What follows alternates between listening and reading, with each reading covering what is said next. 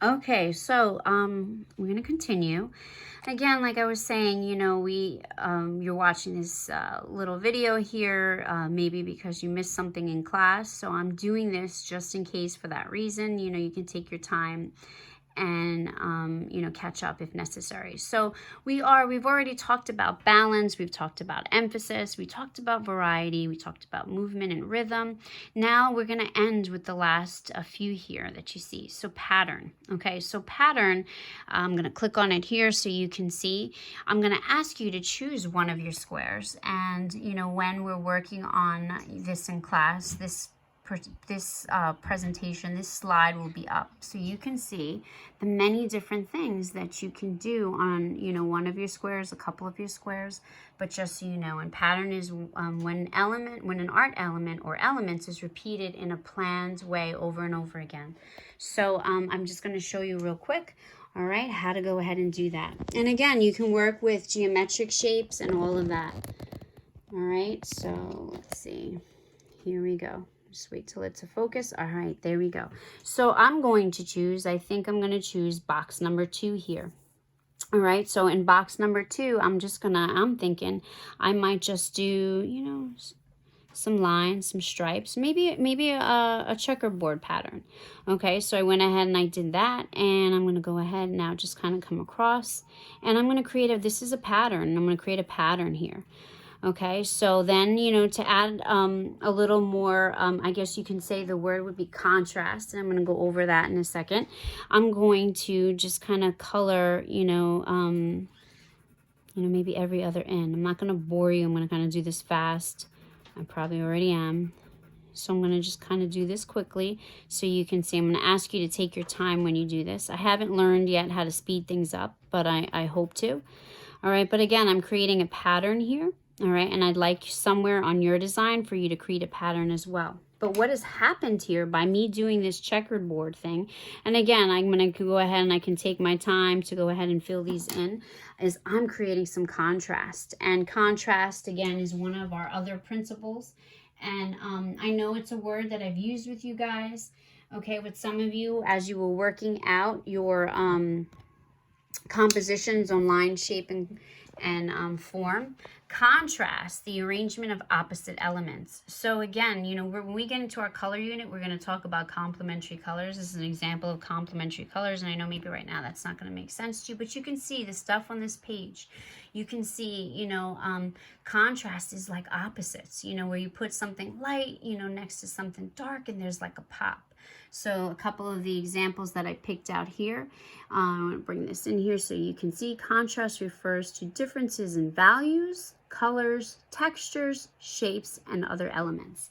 And it's just a really cool thing. Again, as we create this composition that we're doing here together, I want you to always consider that the idea of contrast and getting things to pop, because I still haven't addressed my center of interest. I'm adding things here, and now if you can see, because I added this checkerboard design pattern here, my eye is going here because of the contrast, this, you know, the dark against the white.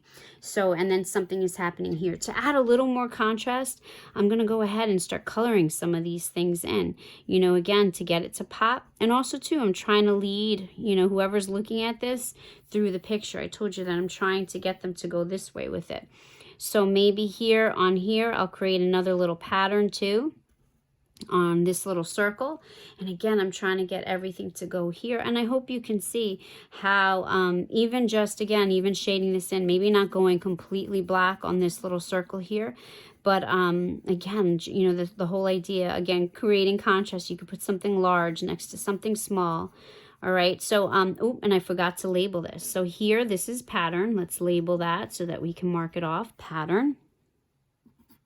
Okay, and as far as contrast, you know, again, even these two here, I'm going to say, you know, we have this dark little circle here, all right, or, yeah, I guess we can do that. There's contrast between this square and this shape here, so let me pull those two. Again, you might want to use another example, and that's fine, but this is what I'm going to say, the contrast of the shapes, and then how this is white and this is black. All right, so that's one way. Again, you can see something large next to something small. This is a good example too of contrast. All right, and also too the texture that you see happening there, and there's nothing happening here on that. All right, so now what I want to do is just create something here. Do something to this one to create that again, that this is going to be my emphasis. So what you could do again is put a pattern on here. I'm not going to go ahead and do anything necessarily. I'm going to leave that creatively up to you because I don't want the video to be too long. But in here, again, you could decide to put a pattern here. If you did a nice pattern and use some contrast with something dark here, that would make this pop. Okay, but this is going to be, and you can see that my emphasis, because right now it's still here, so I almost feel like, right, that I need to do something, right, to get this to pop. So I'm going to use dark lines in here to go ahead and, you know, create like this zigzag. I think that'll help it. And then if I went ahead and chose, you know, again, to color in some of this, that'll work. I'm creating, you know, this pattern here, you know, the zigzag pattern. I hope you get the idea. And then by shading this in, this will definitely become, in fact, and as I just lost my little word vertical here. Okay, and again, take your time. When you'll have more time than me to go ahead and finish off these compositions. Again, as far as the shading goes, you know, for this, if you have a shading tool, great. Or again, you can use your finger to kind of blend things in. That works just as well. You just need to get resourceful with it. Okay, so again, this has become my emphasis, my center of interest. So I'm going to go ahead and just put emphasis, my center of interest. And now at this point, again, with this, I love this when I do this with my students in the beginning of the year, because some of them put characters in. I love it. I always have someone who puts little stick figures kind of running around and jumping across, you know, these different shapes. So however creatively you want to finish this and add, we just want to make sure that you go ahead and hit on everything. So the last two things we need to do, because I told you color is optional, is with this, we want to create a sense of unity. And I think that's happening. All right. What I want you to do is I want you to hold off. I want you to work on this until you really feel like, you know what, miss, I'm done. As soon as I'm done, I feel like I've covered the page. I think, you know, this is looking good. And as soon as you feel like you are, you're going to do two things. You're going to you need to make sure that you write unity, saying that it's done. Miss, I feel like I got it. I think everything looks complete. You know, you can go ahead and add tones to everything. Make sure that the composition looks good. And then you're going to label what type of balance you used. All right. So I know, again, we talked about, you know, symmetrical balance. And before we put in box number 5, we went ahead and we had, you know, symmetry happening. But then that's not the case. What happened is after we went ahead and we put in box number 5 and all those other things, we created a composition utilizing asymmetrical balance, having two sides or halves that are not the same, not symmetrical.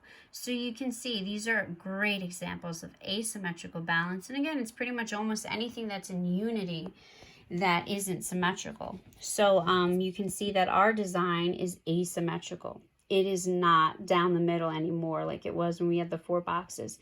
So the last thing that you're going to go ahead and do after, you know, again, you complete it, you get it to a point where you're happy with it and you're able to say, yeah, miss, I am done. This looks good. I am finished. The last thing that you will do, let me just wait till it focuses, is write what type of balance you use. And the type of balance that we used on this is asymmetrical. So you're going to go ahead. Oh, the camera moved. You're going to go ahead and write asymmetrical balance. Okay. And then you're just going to take a picture of it. Again, you're going to make sure your name is on it. You're going to make sure that you go through your checklist. Make sure you go through your checklist. Make sure that you have everything. The only thing, oh, look, I didn't even mark this off. The only thing I'm missing is color because I didn't go ahead and use color this year. It's very sad. But anyway, the checklist is for you, okay? I'm going to make sure that you go ahead and I want to see when you hand it in I'm going to ask you to make sure that you know, hand it in, and you're going to kind of take a picture of it side by side like this, so that I know that you went ahead and checked everything off.